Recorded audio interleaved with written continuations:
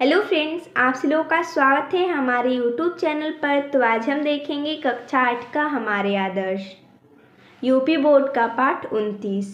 पाठ का नाम है स्वामी प्रणवानंद।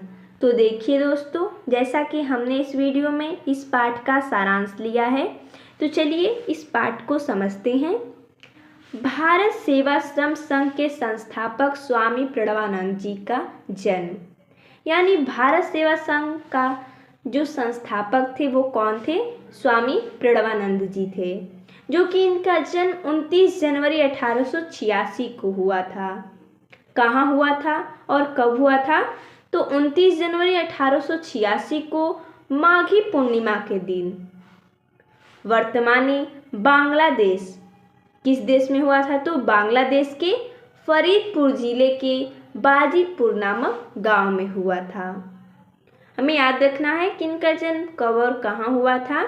तो जैसा कि हमने पढ़ा, इनका जन्म 29 जनवरी सन 1886 को बांग्लादेश के फरीदपुर जिले के बाजितपुर गांव में हुआ था।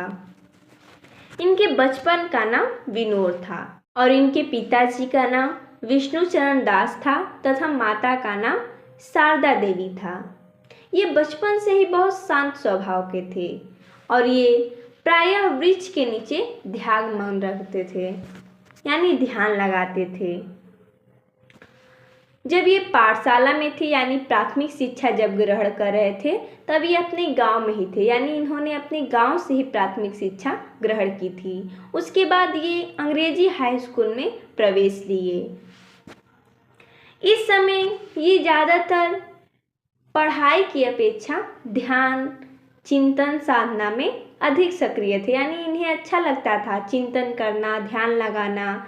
ये पढ़ाई से ज़्यादा साधना किया करते थे और वे शुद्ध शाकाहारी थे, वो मांस का सेवन नहीं करते थे तथा ब्रह्मचर्य साधना पर उनका विशेष बल था। गांव वाले उन्हें विनोद ब्रह्मचारी के रूप में जानते थे। जब वे 10वीं कक्षा के विद्यार्थी थे, तभी उनके संन्यास की प्रबल इच्छा को जानकर उनके शिक्षक ने गोरखपुर के नाथ संप्रदाय के प्रमुख योगी राज गंभीर नाथ की शरण में जाने की सलाह दी। यानी जब ये 10वीं कक्षा में थे, तभी इनके मन में इच्छा आई संन्यास लेने की। तब ये अपने एक गुरु थे, या बोल सकते हैं शिक्षक थे, उन्होंने इन्हें सलाह दिया कि आप गोरखनाथ जाएं और योगीराज गंभीर नाथ की शरण में जाने की उन्होंने सलाह दी। किन्होंने? इनके जो शिक्षक थे। गोरखपुर आने के बाद इन्होंने बाबा गंभीर नाथ से दीक्षा ग्रहण की तथा वहाँ कुछ दिन साधना करने के बाद अपने गुरु की सलाह पर ये काशी चले गए और वहाँ गंगा किनारे अस्सी घाट पर साधना करने लगे। कुछ दिनों बाद गुरु के आदेश पर वे अपने पैतृक गांव बाजितपुर लौट आए। यानी अपने शिक्षक के सलाह दिए जाने पर ये गोरखपुर आ गए। वहाँ उन्हें बाबा गंभीर नाथ से दीक्षा मिली और वे उनको गुरु माने अपना, और उनके कहने पर ये काशी भी गए और वहाँ पर साधना की। जहाँ पर काशी में गए उस स्थान का नाम था अस्सी घाट। वहीं पे इन्होंने साधना की गंगा के किनारे। और कुछ ही दिनों बाद ये अपने पैतृक गांव, यानी जो उनकी बुरखुक गांव थी, कहाँ थी? जैसा कि हमने पहली लाइन में पढ़ा, बाजितपुर, वो वहाँ पर लौट आए। वर्ष 1924 में प्रयाग में इन्होंने संन्यास की विधि वत दीक्षा ग्रहण की तथा उनका प्रणवानंद स्वामी हो गया। अब उनका अधिकांश समय आध्यात्मिक उन्नति की साधना में बीतने लगा। वर्ष 1917 में उन्होंने भारत सेवाश्रम संघ की स्थापना की। इस संस्था ने अकाल, बाढ़ तथा अन्य प्राकृतिक आपदा पीड़ितों की खूब सहायता की। तो जैसा कि हमने पहली लाइन में ही पढ़ा, भारत सेवा संघ की स्थापना 1917 में इन्होंने की थी। आगे पढ़ते हैं।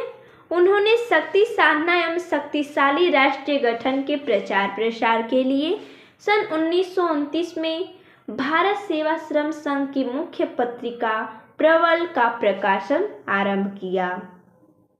यानी भारत सेवा संघ की मुख्य पत्रिका का नाम प्रबल था, जिसका इन्होंने कब प्रकाशन किया था, तो 1929 में अभी प्रारंभ किया था। स्वामी प्रणवानंद ने पश्चिम बंगाल को भारत के साथ जोड़ने में महत्वपूर्ण भूमिका निभाई। जैसा कि पश्चिम बंगाल पहले भारत का हिस्सा नहीं था, जो कि इन्होंने भी उसे जोड़ने में महत्वपूर्ण भूमिका निभाई है।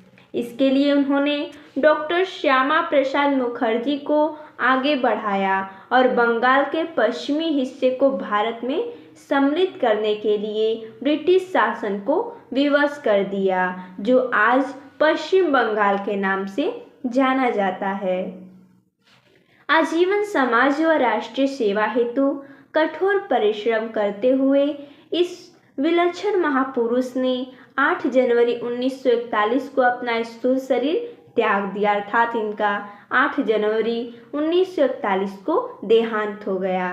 उनके द्वारा स्थापित भारत सेवाश्रम संघ निरंतर मानव जाति की सच्ची सेवा और कल्याण भावना की ओर अग्रसर है।